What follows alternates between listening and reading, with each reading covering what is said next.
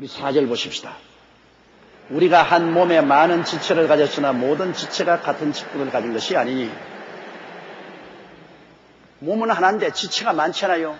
몸은 하나인데 머리가 따로 있고 오른팔, 왼팔, 오른다리, 왼다리 다리 있고 또 속에 보면 폐장이 있고 심장이 있고 간장이 있고 취장이 있고 뭐 위장이 있고 십이장이 있고 대장이 있고 소장이 있고 뭐 신장이 있고 방광이 있고 온갖 우리 몸의 지체가 다 자기 직분을 다하고 있습니다.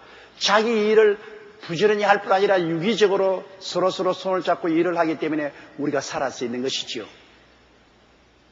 눈이 나는 귀가 아니니까 아직 안 볼란다 이제. 귀는 나는 입이 아니니까 이제 난 내 안 할란다. 또 입은 나는 말이지 머리가 아니니까 이제 입 말 안 할란다. 이렇게 되면 절단이죠. 몸의 각 지체가 다 자기 역할을 함으로 말미암아 몸이 살아있죠. 그러면 몸은 하나되 지체는 많죠. 여의도 순복음교회는 하나되 지체는 많습니다. 여기에 교역자들도 있고 장로님, 안수집사님, 권사님 그리고 서리집사님도 있고 셀리다들이 있고 양육위원들이 있고 전부 하나님이 이 여의도 순복음교회라는 그리스도의 몸의 지체들로 세워놓은 것입니다. 내가 지체가 되었으면 내 지체가 내 역할을 잘하고 몸을 자꾸 보양하는 일에 충성을 해야지. 내 지체 나는 훌륭하고 사람들에게 칭찬받고 번쩍번쩍 빛나는 지체가 아니기 때문에 안 하겠다 그러면 몸 전체가 다 그로 말미암아 고통을 당합니다. 발가락 하나가 내 감추어서 늘 신발 속에 숨겨있고 나는 재미없다. 난 발가락 안 할란다 그러면 여러분 발가락 하나 잘라내면 자꾸 자빠진다고요. 희한하게 보통 때 잘 걸어다니고 발가락 있는 건 중요한 건 모르지만 발가락 하나만 없어도 밸런스가 잡히지 않아서 자꾸 넘어진다고요. 그만큼 중요하다고요. 우리 몸에 있는 지체 중에 중요하지 않은 것 어디 있어요? 다 중요하죠. 그러니까 나는 별로 사람들 눈에 띄지 않기 때문에 중요하지 않다고 생각하고 자기 역할을 안 하면 몸 전체가 고통을 당하게 되는 것입니다.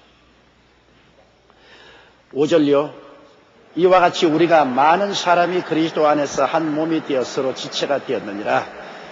우리는 몸된 교회, 그리스도의 몸된 교회 각자 다 지체가 되어서 몸된 교회에서 우리가 생명을 받는, 우리 지체는 심장에서 피가 뿜어서 우리 지체에 양분을 공급하는 것처럼 교회에 오면 교회에 예수 그리스도로 말미암아 성령의 역사로 하나님 은혜를 우리가 다 받고 삽니다. 우리가 교회에 붙어 있기 때문에 교회에서 떠나면 여러분 포도나무 가지가 나무에서 꺾어지면 말라버려요. 이 교회가 포도나무요. 이 교회가 예수 그리스도의 몸이요. 우리는 거기에 있는 지체이기 때문에 그리스도의 몸을 통해서 우리가 은혜를 받습니다. 그리스도의 몸을 통해서 성령의 역사로 용서의 은혜가 넘쳐나고 성령 충만 천국의 역사가 우리에게 넘쳐나고 치료와 평안이 넘쳐나고 그리고 축복과 행복도 넘쳐나고 영생도 우리에게 넘쳐납니다. 우리는 모두 다 그리스도의 몸인 교회, 그리스도의 포도나무인 교회에 붙어 있어서 우리 지체들이 그것을 섬길 뿐 아니라 그곳에서 우리가 생명을 얻습니다. 여러분, 교회가 없다는 것은 얼마나 슬픈지 압니까? 중동에 가면은 이슬람교 국가들에게는 교회를 세우는 걸 허락하지 않아요. 국가에서 허락한 몇몇 교회에는 교회가 없어요. 제가 이번에 요르단에 집회하는데 시리아에서 온 예수 믿는 사람들을 너무나 메말른 가지와 같이 되어 있어요. 교회를 정부가 세우기 허락하지 않으니까 그리스도의 은혜를 받지 못해서 갈급해서 죽으려고 해요. 몸된 교회가 있어야 그 교회를 통해서 하늘나라의 축복이 공급이 되는 것입니다. 북한이 왜 불쌍합니까? 북한에 법적으로 교회를 허락하지 않기 때문에 지하에 있는 교회 성도들이 거기에 엎드려 기도하지만은 은혜를 받을 수가 없습니다. 완전히 주의 몸된 교회가 이루어져서 조직과 제도가 정비되고 그곳에서 말씀 전가하고 기도하고 예배드림으로 그리스도의 몸을 통하여 성령이 은혜를 퍼부어 주어서 우리가 영혼이 잘됨같이 범사에 잘되며 강건하고 생명을 때 넘치게 얻고 또 우리는 그 몸에 붙어서 열심히 셀 리더로 일하고 양육위원으로 일하고 그 몸을 보양해서 자라게 하고 이렇게 함으로 교회에 자라고 우리도 은혜를 받고 축복을 받고 살 수 있는데 교회가 없으면 그게 없어요. 교회가 있다는 것 큰 축복입니다. 교회만큼 큰 축복. 교회는 바로 예수 그리스도의 몸이니까요. 교회는 바로 지상에 있는 하늘나라니까요. 하늘나라의 역사는 교회를 통해서 이루어지지 교회가 없으면 안 돼요. 그렇기 때문에 교회를 파괴하는 것은 하늘나라를 파괴하는 것입니다. 어찌니 교회는 우리가 보양하고 자라야 돼요. 하늘나라 확장하는 것은 교회를 세우는 것입니다. 그래서 가는 곳마다 교회를 많이 세우면 세울수록 그리스도의 몸이 많이 세워지고 하늘나라가 많이 임하고 거기에 와서 사람들이 은혜를 받잖아요. 은혜는 교회를 통해서 오는 것입니다. 그러므로 우리는 교회에서 붙은 지체들로서 여기 와서 기도하면 교회를 통해서 은혜가 오죠. 교회 없이 나는 내 혼자 믿는데 얼마 있으면 바싹 말라버립니다. 나무에서 떨어지면 가지는 말라지는 것이. 몸에서 떨어지는 지체면 오늘이라도 손가락 하나 비워놓으면 내일 썩어버리죠. 자, 6절요. 우리에게 주신 은혜대로 받은 은사가 각각 다르니 혹 예언이면 믿음의 분수대로. 우리에게 주신 은혜대로 우리가 예수 그리스도를 믿고 하나님이 은혜를 주시거든요. 하나님이 생각해서 우리에게 은혜를 주시죠. 은혜를 주신데 은사가 각각 다릅니다. 하나님이 우리에게 특별히 기능을 주셔요. 우리에게 특별히 무엇을 잘할 수 있는, 평범하게 다 하지만 그중에 특별히 잘하는, 요리 잘하는 사람이 있고, 그렇지 않으면 이 음악 잘하는 사람이 있고, 그리고 목공 잘하는 사람이 있고, 기능이 있잖아요. 우리 예수 믿는 사람들도 예수 믿는 하나님이 각각 잘할 수 있는 기능을 주는데, 어떤 사람에게는 어떤 기능을 주느냐 하면 은사가 다르니 혹은 예언이면 믿음이 분수. 예언하는 기능을 주시오. 기도하면 예언이 나와요. 예언은 참 재미있습니다, 여러분. 오늘날 우리가 하는 예언은 완전하지는 못합니다. 예언을 우리가 기도를 많이 하고 하지 못하면은 예언을 할 때 자기 생각이 섞일 때가 많이 있어요. 사람들 예언하는 거 보면 하나님의 말씀에 자기의 생각이 섞여서 하는 예언이 있고, 또 시험에 들면 마귀가 하는 말도 있어요. 또 자기가 하는 말도 있고. 그러면 예언은 믿음이 충실할수록 하나님의 음성을 말하고, 믿음이 충실하지 않을수록 자기 말을 할 때도 있고 마귀의 말을 할 때도 있습니다. 그런데 예언은 분별해야 돼요. 저는 제가 목회를 시작한 때부터 시작해서 예언 달라고는 안 했습니다. 겁이 났어요. 예언은 잘못하면 자기 말을 할 수도 있고, 마귀의 시험에 들어서 마귀의 말을 할 수도 있고, 그렇기 때문에 저는 늘 하나님께 신유연사만 달라고 그랬어요. 하나님 신유연사를 주옵소서. 신유연사를. 기도 불에 가서 하나님께 신유연사 달라고 막 기도를 하면 순식간에 또 예언이 나와요. 예언은 달라고 기도한 적이 없습니다. 겁이 나기 때문에. 그런데 계속해서 기도하면 예언이 나와요. 지금도 기도만 좀 열심히 했다면 예언이 나와요. 예언이라고 해서 꼭 내일에 대한 예언만 말하는 건 아닙니다. 미래에 대한 것. 성경 시편과 같이 하나님을 예배하고 찬양하고 그리고 우리 격려해주는 그런 예언이자구나. 그건 지금도 저는 예언을 구하지 않아요. 예언이라는 것은 겁이 나기 때문에. 옛날에 내가 불광동에서 목회할 때 그때 여집사님 한 분이 자기 딸을 데리고 내게 왔어요. 기도받으라. 내가 그때 총각이었었는데 그 딸이 이화여대를 맞고 졸업 맞고 키가 크고 인물도 잘 생겼어요. 그런데 데리고 와서 나에게 고개를 숙이고 예언을 하기 시작해요. 기도를 하더니만 사랑하는 나의 종아, 사랑하는 나의 종아, 이 집 딸을 사랑하는 주에게 주노라. 하이, 내가 그냥 깜짝 놀랐습니다. 왜냐? 나는 받을 준비가 안 됐는데. 나는 솔직히 마음에도 안 들고. 왜냐하면 너무 화려하더라고요. 키도 크고 인물도 괜찮은데 너무 화려한 그런 스타일이라고요. 그런 사람하고 결혼할 때가는 박살 날 수 있는 가능성이 있어요. 그런데 그 어머니가 예언을 해가지고서 이 딸을 우리 전도사님에게 주노라. 그래 예언을 기도를 끝마치고 난 다음에 전도사님 예언 들었지요? 하나님이 예언을 했으니까 이제 난 이 딸은 당신에게 맡깁니다. 그러면 모르는 소리 하지 마십시오. 왜? 그 예언이 지금 하나님이 직접 하신 예언인지 우리 집사님 생각을 예언을 만들어 가지고서 했는지 사탄이 했는지 내가 모르지 않아요. 그러니까 나는 그 예언 그대로 받을 수 없어요. 그런데 그 예언을 하고 난 다음에 1년쯤 지나서 그 여자가 죽었어요. 그 왜냐하면 폐병에 걸려서 피를 많이 토하고 죽었어요. 내가 그 예언을 하나님의 예언이라고 받아서 그 여자하고 결혼했더라면 초상치고 말았네. 초상치고 말았어. 그 예언이라는 것은 여러분 자기 마음의 소원이 예언의 형태로 나올 때가 많아요. 그러니까 조심해야 돼. 하나님의 성령이 주시는 예언을 받으려면 믿음의 분량이 커야 돼요. 아주 믿음이 강해서 사탄도 쳐들어올 수 없고 육체도 인간의 생각도 들어올 수 없지 믿음이 강할 때 그럴 때 순수한 예언이 나올 수가 있습니다. 근데 제가 목회하면서 많은 예언이 정확하게 맞아 들어간 때가 있었고 또 많은 예언이 내 생각이 섞여서 나와서 종국적으로 안 맞은 것도 있어요. 그러므로 겁이 납니다. 예언은 분별해야 됩니다. 예언을 할 때 이게 정말 하나님의 음성이 아니냐 말씀을 가지고서 견주어서 봐야 돼요. 옛날에 불광동에서 목회할 때 집에서 나무 집에서 일하는 자매님인데 원래 키가 너무 작았어요. 예를 들어 말하면 난쟁이 비슷했어요. 그 적은 자매님인데 교회 와서 열심히 기도하고 한 부르짖고 성령도 충만하고 했는데 하루는 보따리를 떡 걸머쥐고 내게 왔어요. 와서 기도를 해달라고 기도를 하니까 예언을 해요. 사랑하는 딸아 너를 세계적으로 유명한 부흥사로 만들었다. 여기 안수하는 조용기 전도사보다 더 위대한 부흥사로 만들었으니 이제는 나머지에서 일하지 말고 나가서 조 전도사가 너희 길을 열 테니까 천하 만국에 나가서 복음을 전파하라. 이런 예언을 하더라고요. 그래 내가 듣고 나왔는데 자매님 그거는 사탄의 말입니다. 자매님 생각이 아니에요. 자매님이 늘 그런 소문을 가지고 아이고 하나님이 하신 말씀이라고 이제 전도사님이 나의 보좌관이라고 날 도와줘야 된다고.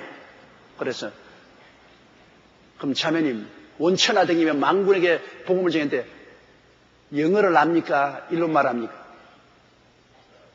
그건 그때 가서 입을 열면 방언으로 영어가 그대로 나오고 일론말이 그대로 나온다 그랬어. 잘 나올 겁니다. 그건 사람이 공부해야지 공부 안 하고 그게 나옵니까?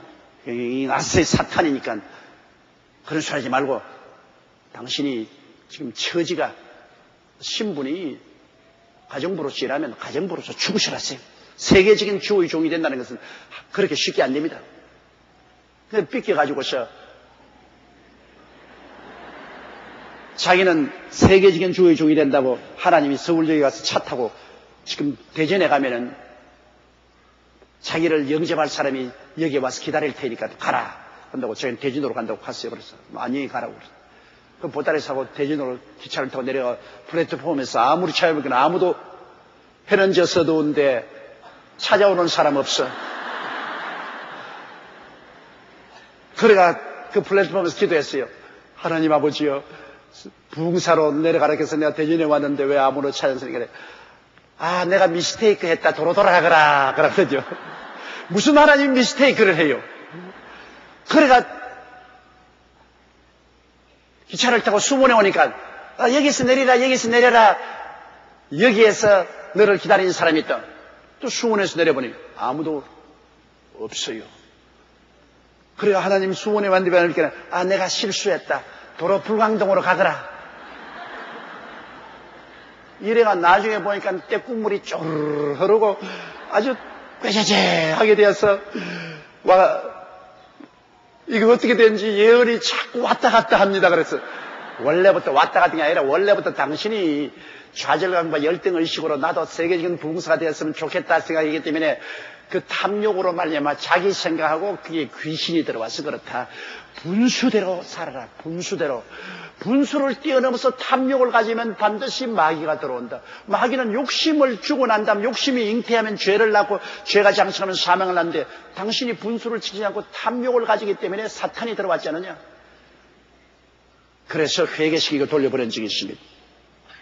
하나님이 은사를 주시면 믿음의 분수대로. 예언은 자기 믿음이 강할 때 참된 예언이 나옵니다. 믿음이 약하면은 인간적인 예언, 사탄이 시험이 들어서는 예언도 많이 붙어 있어요. 그러므로 굉장히 조심해야 됩니다. 그러나 그 은사가 있어요. 예언의 은사가 없는 건 아닙니다. 은사는 분별하면서 써야 되는 것입니다. 7절에요. 혹 섬기는 일이면 섬기는 일로, 혹 가르치는 자면 가르치는 일로, 혹 권위하는 자는 권위하는, 그까지구나. 여기 보면, 그러므로 섬기는 일이면 섬기는 일로. 봉사입니다, 봉사.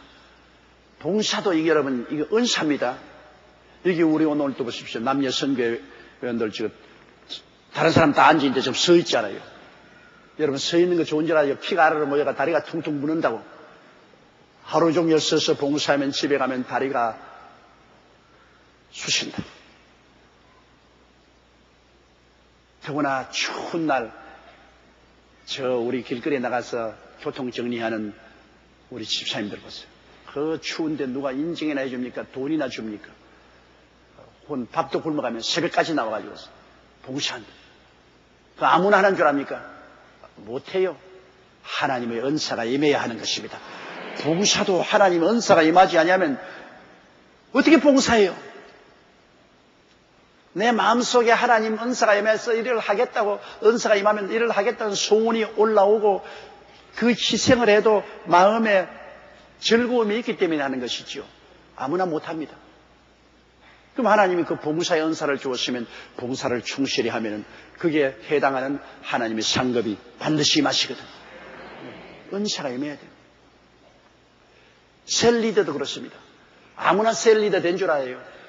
하나님이 셀리더가 될 수 있는 은사를 주셔야 셀리더가 되지. 은사도 없는데 셀리더를 만들어 놓으면 나홀로 셀리더. 나홀로 셀리더요. 왜 나홀로가 되냐? 그것은 은사가 없는데 강제로 임명을 해놓으니까 나홀로가 될 수밖에요. 은사가 없는데 어떻게 합니까? 그러므로 목회할 때 은사가 있는가 없는가를 선정해야 돼. 가만히 보면 은사가 있으면 벌써 그것이 날 때부터 다릅니다. 셀리더 연사가 있으면 가만히 보면 아직 셀리더도 아닌데 다른 사람에게 자꾸 전도하고 다른 사람을 위해서 기도하고 벌써 셀리더의 그 은사가 보이기 시작해요. 그런 사람 셀리더로서요. 양육위원도 아무나 양육위원이 된 줄 압니까? 양육위원도 다른 사람의 영혼을 위해서 기도하고 다른 사람을 전도해서 자꾸 끌어오고 하는 것을 볼 때 은사가 있구나. 다른 사람을 자꾸 전도해서 끌어오고 다른 사람을 위해서 기도하고 다른 사람의 영혼에 대해서 관심을 가진 은사가 있구나. 그 사람을 양육위원으로 선정해야 됩니다. 은사는 인간이 만들 수 없습니다. 하나님의 성령이 그 사람에게 그런 은사를 주었기 때문에 은사가 있는 사람을 발견해야지 우리가 훈련해서 은사자를 만들지는 못합니다. 섬기는 자도 교회에서 와서 열심히 섬기기를 원하는 사람, 하나님 은사가 있는 사람을 택해서 우리가 섬기도록 만들어줘야 되는 것입니다. 가르치는 자면 가르치는 일로. 가르치는 건 은사지요. 남에게 가르칠 때 남이 그 가르침을 받고 재미있게 들어야지요. 가르친다고 이래서는 입만 열면 사람들 다 잠들어. 잠재우는 가르치는 사람이 있어요. 잠재우는 사람. 이래만 쓰면 입만 열면 잠이 오는 사람이 있어요. 듣기만 듣. 내가 옛날에 평신 돌 때 부산에 있는 순복음교회에 나갔는데 그게 루피 리처드 목사님이라고 선교사님이 목회를 하는데 그 선교사님이 목회하고 통역이 통역한데 그 선교사님 서서 설교만 하면 눈이 팍 떠져요. 그리고 그 어줍지 않은 말씀도 은혜가 돼요. 그런데 그게 김 전도사님이라고 북한에서 피난온 전도사님이 계셨는데요. 나이가 그때 한 50쯤 되는데, 이분이 강대에 서기만 하면 막 잠이 와요. 막 앉으려고 꼬집고 막 눈을 막 겨워도 막 자꾸 자빠지고 막 내만 안 가는 거 보니까 앞에 보니까 전부 다 돌아가셨지만 김상필 전도사라고 이름도 기억 안 잊어버려. 혹시 우리 루피 리차드 목사님이 미국에 건너가고 없을 때 그분이 주일날 강단에 딱 서면 내 마음에 괜히 왔다 오늘. 에이 오늘 그냥 괜히 교회 왔다. 왜 아니요 막 졸음이 오는데 막 미칠 지경이에요. 그냥. 교회 왔어요 여러분. 졸음이 오는 거 정말 못 견딥니다. 그러니까 그분은 가르치는 은사가 없어요. 그분은 주의 종이 되지 말고 다른 걸 해야 돼요. 구두수성공이나 다른 거 해야 돼요. 은사가 없는데 그게 주의 종이 됐어요. 그러니까 막 그분만 서면은 교인들이 다 오늘 괜히 교회 왔다 그러고. 가르치는 은사는 그가 입을 열어 가르치면은 사람들이 구수하게 들어야 돼요. 아, 들으면 참 뭔지 모르게 구수하다. 그러면 사람들이 그 말을 들을 때 은혜를 받고 잠이 오지 않잖아요. 가르치는 은사가 있는 사람을 선택해야 돼요. 아무리 자기가 가르치고 싶어 해도 은사가 없으면 그거 하지 말아야 돼요. 은사가 있는지 없는지는 여러분 몇 사람 가르쳐보면 대단히 알아요. 사람들이 그 말을 잘 듣고 배우려고 하면 은사가 있는 사람이고, 은사가 없는 사람은 사람들이 안 들으려고 해요. 그럼 은사가 없는 사람이에요. 그리고 8절요. 혹 권위하는 자면 권위하는 일로, 구제하는 자는 성실함으로, 다스리는 자는 부지런함으로, 긍휼을 베푸는 자는 즐거움으로 할 것이라. 권위하는 자. 원래 권사님은 권위하는 분들을 권사님이라고 하는데, 권위하는 것은 남을 권면하고 낙심한 사람을 일으켜주는 것입니다. 아예 그냥 신앙에 낙심하고 시험에 든 사람을 가서 기도해주고 권면해주면 그 낙심이 일어나잖아요. 주로 셀리더들이 이 권위하는 은사가 꼭 필요하죠.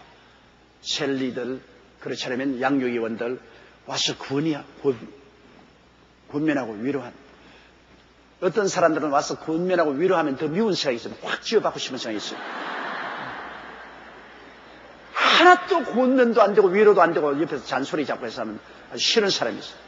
그러나 와서 같이 울어주고 그러고 위로하고 권유해주면 마음의 위로가 받고 힘이 생기는 사람이 있어요. 어떤 때는 말이 필요 없이 권유하는 사람, 시험과 환난을 당해서 와서 옆에 와서 그냥 별 말하지 않고 와서 그냥 같이 눈물을 흘리고 그저 울어주고 기도해주고 그런데도 위로가 되는 사람이 있어요. 와서 자꾸 시험은 당신에게 이익이 되는 것입니다. 그러므로 참으세요. 어쩌겠는 막 속이 확 올라오는 게 지나 참지 누구 보고 와서 시작하는 위로가 안 돼요. 더구나 여러분 조심해야 할 것은 남편이 세상 뜻을 쓸 때, 아내가 세상 뜻을 쓸 때 큰 슬픔 당하니까 남편이 세상 뜻 언제 과부가 되는데 막막합니다. 자식은 데리고 어떻게 살지 몰라서 막막하게 눈물을 흘리는데 가가지고서 인생은 다 한 번 태어났다 죽는 것입니다. 남편 죽었다고 그렇게 낙심하지 말고 살 길이 있겠지요. 이래서 하면 불난 집에 기름 붓는 겁니다. 아예 그냥 남편이 죽고 그냥 지금 슬픔 중에 고통했으면 그에 가서 다른 말 할 거 없어. 같이 울어주고 같이 하나님이 어찌 살지 모르겠으니 도와주시옵소서 기도나 해주고 다른 쓸데없는 말하면 오히려 감정이 생겨요.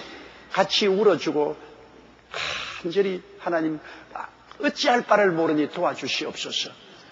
그렇게 하면은 그게 위로가 돼요. 그러나 그게 자꾸 교훈을 하고 달라들면 안 돼요. 권위하는 사람은 하나님의 큰 사랑의 은사를 가지고서 권위를 해야 돼요. 그게 자꾸 교훈을 하면은 미워집니다. 이 세상에 교훈 듣기 원하는 사람 누가 있어요? 부모님도 자식에게 자꾸 교훈하면 애들이 안 들으려고 그러는데 자꾸 와서 교훈하면 듣기 싫어해요.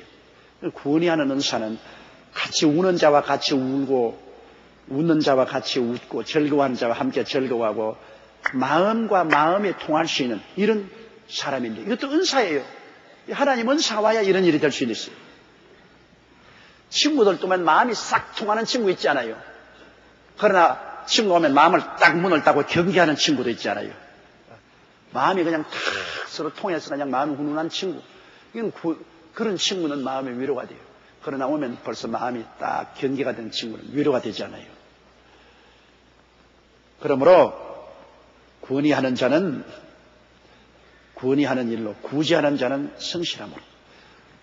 또 구제하기를 좋아하는 사람이 있습니다. 이게 또 은사예요. 뭐 집에 있는 건 다 갖다 주는 거예요. 다 보면 뭐 다 갖다 줘, 다 갖다 줘. 무엇인지 좋은 거 있으면 다 갖다 주는 거예요. 구제하는 사람이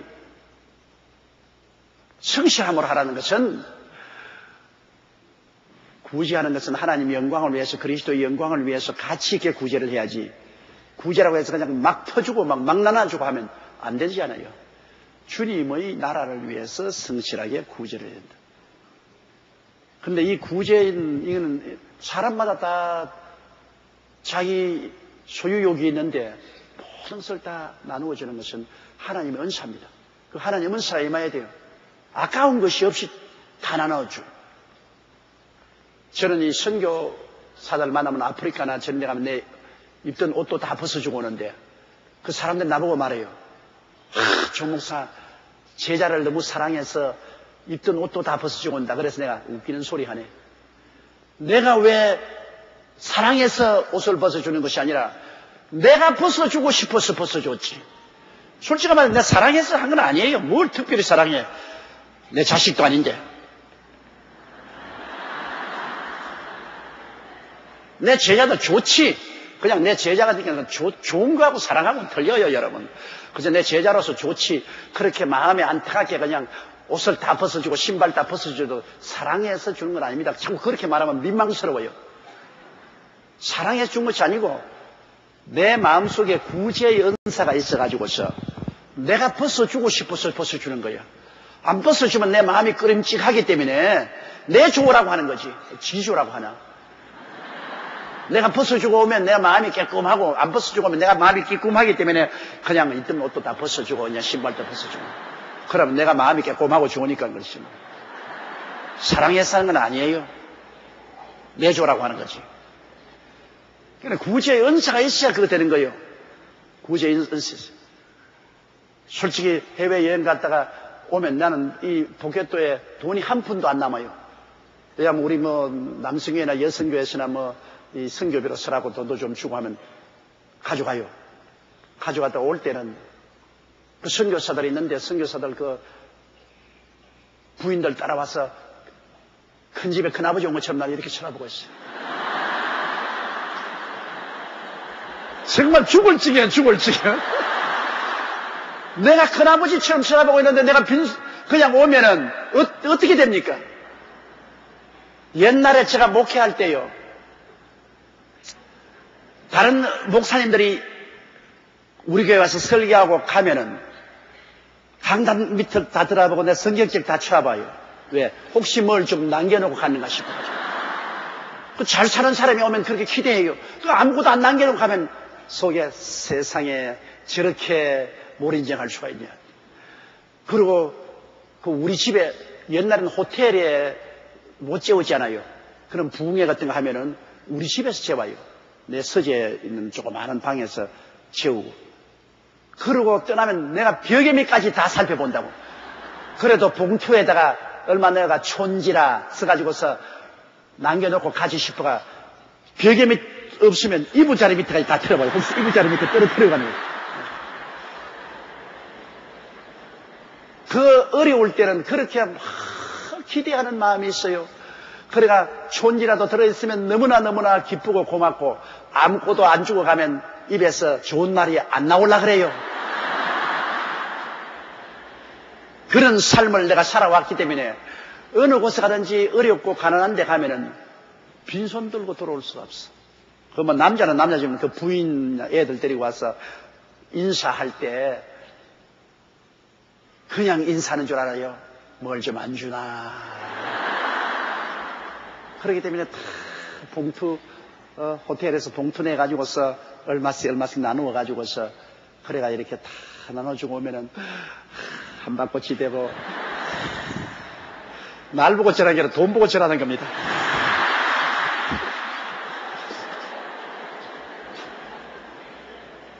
큰아버지 할 노릇이 얼마나 힘든지 알아요? 절대로 큰아버지 되지 마세요. 큰아버지 되는 것 힘들어요. 모든 사람들이 다 큰아버지가 오면 기대를 합니다. 큰아버지가 그냥은 안 가겠지. 그렇기 때문에 구제하는 은사가 있어야 됩니다. 그게 억지로 하면 마음이 괴롭지만 구제하는 은사가 있으면은 그렇게 하고 하는 것이 마음이 편안해요. 그렇게 하고 나면 내 마음이 기쁘고 즐거워요. 그래서 구제하는 은사를 가지고 목회하는 사람은 구제하는 은사가 있는 것이 참 좋습니다. 다스리는 자는 부지런함으로. 다스리는 자는 구석구석마다 돌아다녀야 되잖아요.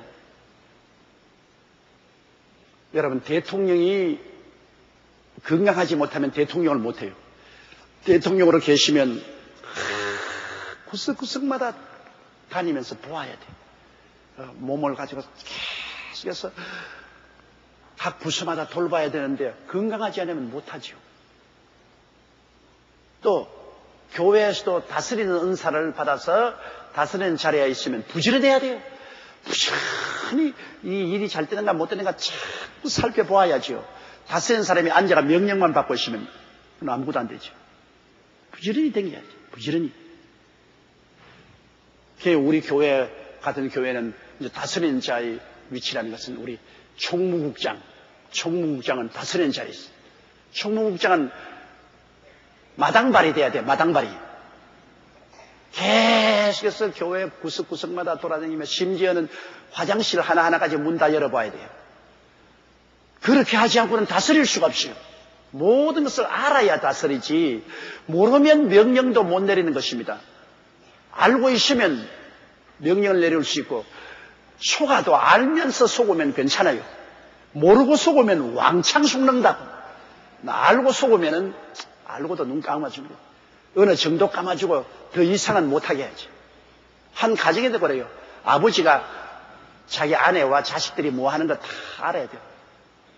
아내와 자식들이 아버지 속일 때가 참 많아요. 또 속여야 되고 많은 것 다 아버지 알고는 못하니까 그러므로 마누라가 남편 몰래 돈 좀 쓰는 것도 알아야 돼요.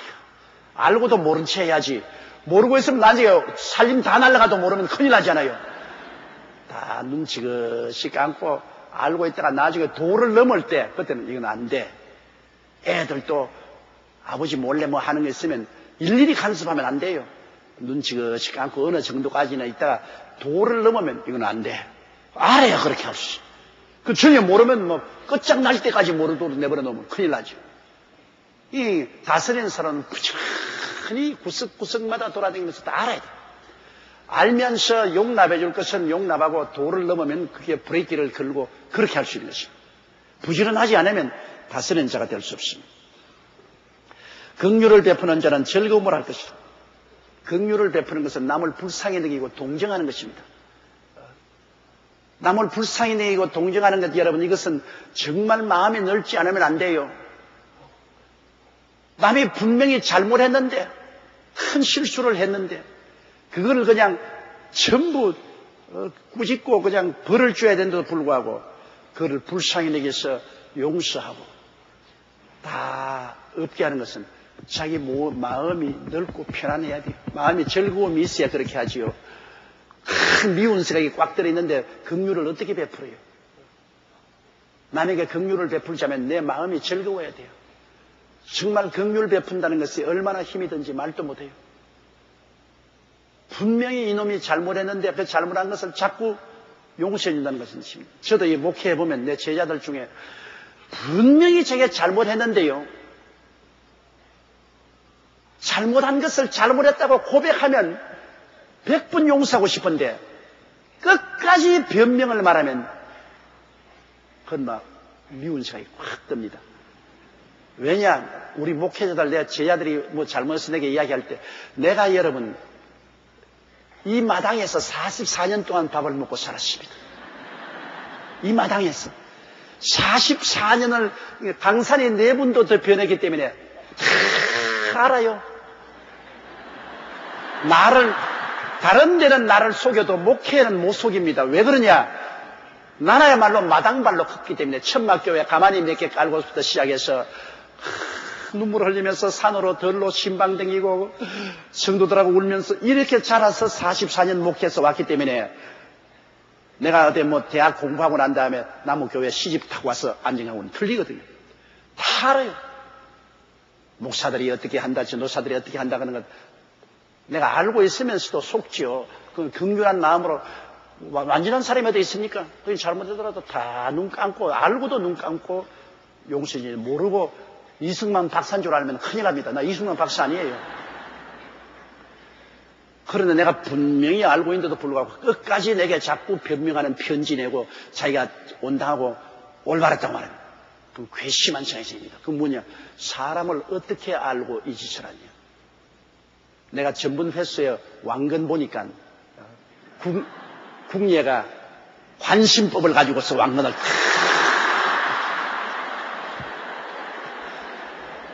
그놈의 관심법은 그건 만사형통이에요. 관심법 와서 싫다 하면 다 관심법으로 보니까 너는 죄인이야. 그래 궁예가 딱 이렇게 관심법을 그 왕건이 있는데 내가 관심법으로 보니까 내가 나를 배신하고 혁명을 일으키려고 했다. 그 왕건이가 그럴 리가 있겠습니까? 아니야.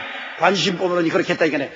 그 옆에 궁예를 돕는 그 비서관 젊은 애가 붓을 딱 떨어뜨려 가지고서 일부러 붓을 주는 것처럼 와서 왕건이가 주우면서 했다고 하세요. 했다고 하세요.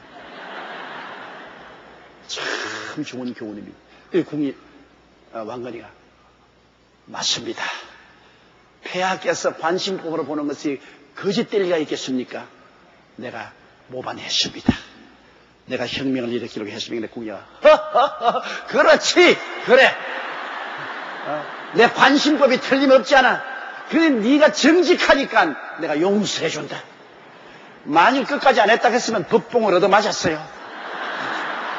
법봉을 얻어맞아서 박살이 날 건데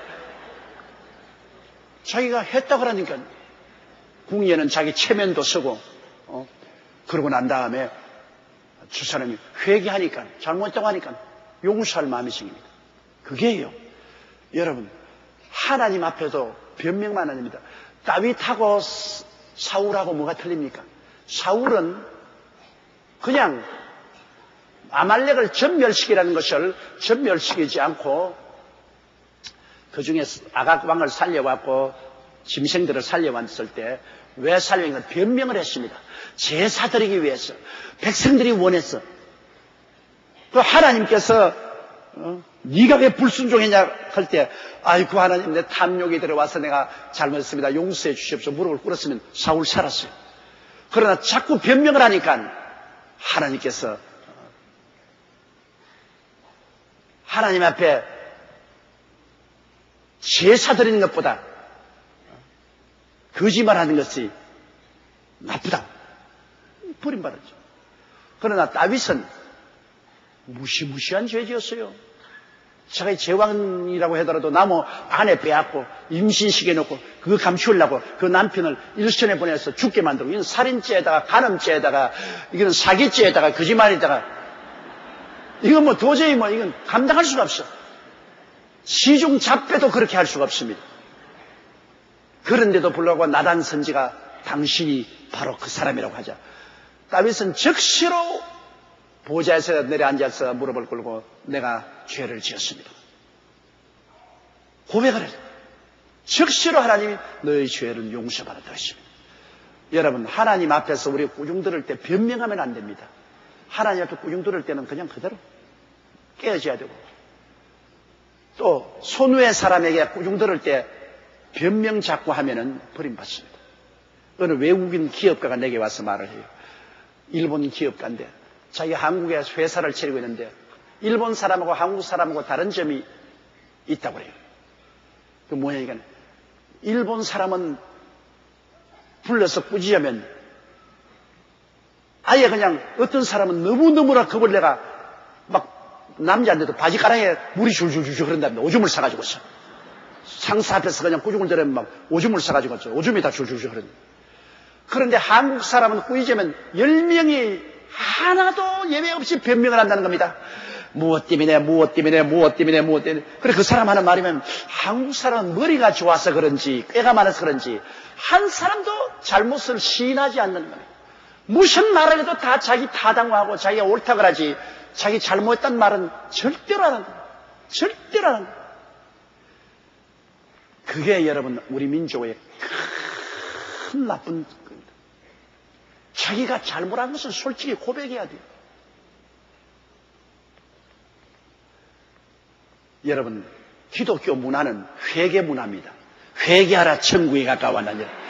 예수 믿는 문화는 회개의 문화입니다. 예수 믿는 문화는 언제나 자기 잘못은 자꾸 회개하는 거예요.